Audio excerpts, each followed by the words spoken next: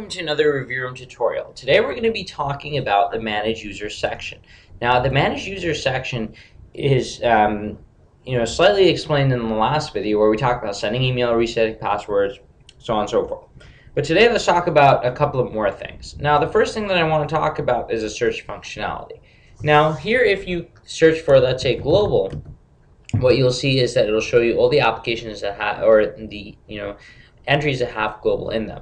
If I clear that by clicking this broom icon, now you're going to see everybody. Okay, so now let's look at something else, which is the filters. Now, if you click on Show Filters, sometimes you're going to have a lot of users, right? And you're going to need this. Right now, it doesn't, it's not a big deal. But let's say that you want to, I always want to leave user is active is true as a filter. So whenever I'm adding a filter, I always say, all right, click on Add Rule, leave that first filter in there. This is an AND condition. And then what I'm going to do is click on In Group, show me everyone who is an administrator, right? Set that filter, press Apply at the top right, and then you're going to see your desired output. Now, what if you wanted to, this thing is taking up too much room, you don't want it, just click on Hide Filters.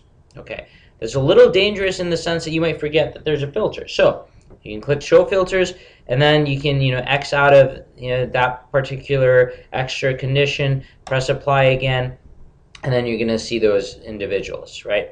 So if you want to see non-active individuals, just change the users is active to is false, and then press Apply, and then you'll see those users, and then you can activate them by selecting them and clicking on this Activate icon. Now the other thing to keep in mind, let me just hide these filters, is the columns. So if you click on columns, then you want to see some other fields, or if you want to remove field, let's say you don't want to see last name, you can uncheck that. And then let's say that you want to see sign up date, right? You can check that, and then you'll be able to see the relevant information. So the column section is particularly helpful as well. Now the other thing to consider is the adding of users. Now this is pretty important because a lot of times what people will ask us is, well, how do I add users? And the answer is pretty simple, because you click on Add Users.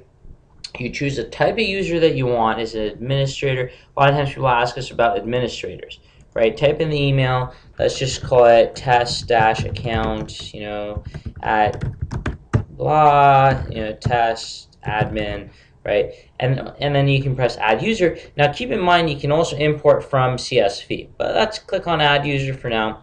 So administrator, the user is there. Press Close. And as soon as you do, that user is going to show up. Now, here's an interesting thing. Okay, so we added a user. That's great. Congratulations. However, how's this user even going to know that they have an account? How are they going to know what their password is? Okay, that's when we're going to talk about the second type of option in Send Email.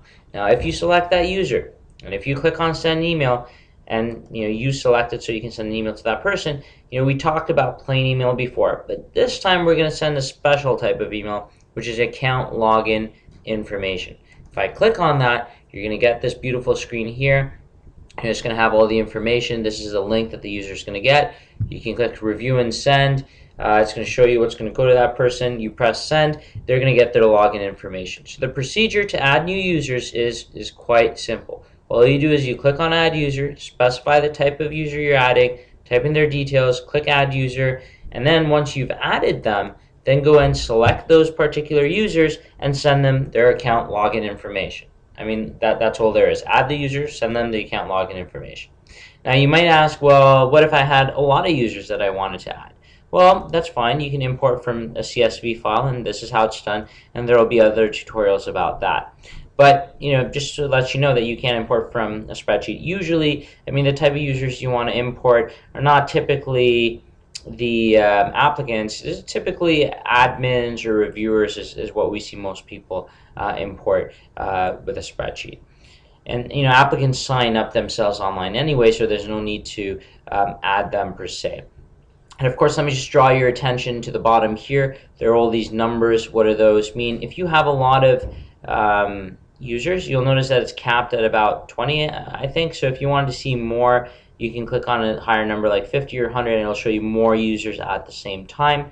If there are any changes, you can click refresh to get the latest results. And once there's a lot of users, there will be pagination, so you might have to go next and previous pages. But that's actually pretty much it for this session. See you next time.